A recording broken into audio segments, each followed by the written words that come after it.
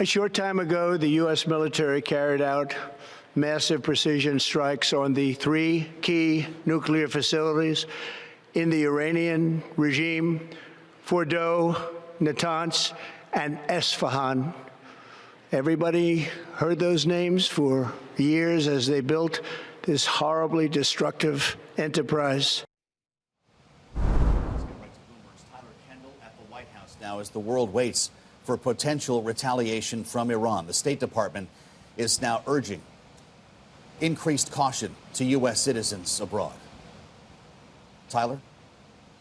Yeah, hey, Joe, good evening. Well, a U.S. official tells us that President Trump has spent today working here at the White House. It is our understanding that he had a phone call with U.K. Prime Minister Keir Starmer a short time ago as the U.S. and its allies are calling for talks to resume over Iran's nuclear program, with President Trump threatening further action if Iran does not come to the negotiating table. But it's something that Iranian officials reiterated today cannot happen unless the strikes against them stop first. Now, it is interesting to note that U.S. officials really have maintained that the mission of this operation has been to destroy Iran's nuclear program and its ambitions. But then we got a post from President Trump on Truth Social within the last hour where he used the words regime change, reading in part, quote, "If the current Iranian regime is unable to make Iran great again, why wouldn't there be a regime change?" We should note it's unclear under what circumstances the U.S. would really support this. But looking ahead, we are going to have to consider that as a factor here as we watch how both sides are going to react. Another thing that we're waiting on is that U.S. officials, as well as the International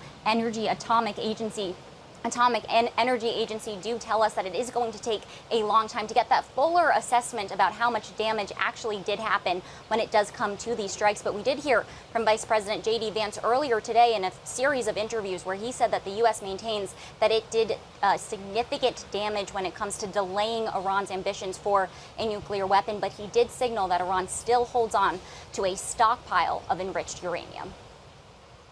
Well, and of course, as we consider the capabilities Iran may still have at its disposal, Tyler, what risk does that put U.S. troops in the Middle East in now, and what is the White House doing to try to hedge against that risk? Well, the White House has said that it has been proactive when it comes to protecting our troops. As you well know, we did move personnel out of Iraq last week as one example. But given the fact that there are more than 40,000 troops deployed in theater at the moment, that really does heighten the risk here when it comes to how the U.S. is viewing this picture holistically. We should say, though, that our analysts at Bloomberg do indicate that Iran might temper its response due to a few different factors here, including a weak economy, domestic discontent with the regime, and also the fact that we haven't really seen strategic allies of Iran lend anything more than rhetorical support at the moment, though, of course, we are watching it very closely. But Joe and Kaylee, today, Iran's parliament did vote to close the Strait of Hormuz. Now, that doesn't mean it's going to happen, but that would be, of course, a significant development in this, and no doubt would be contributing to the moves that we're seeing when it comes to oil.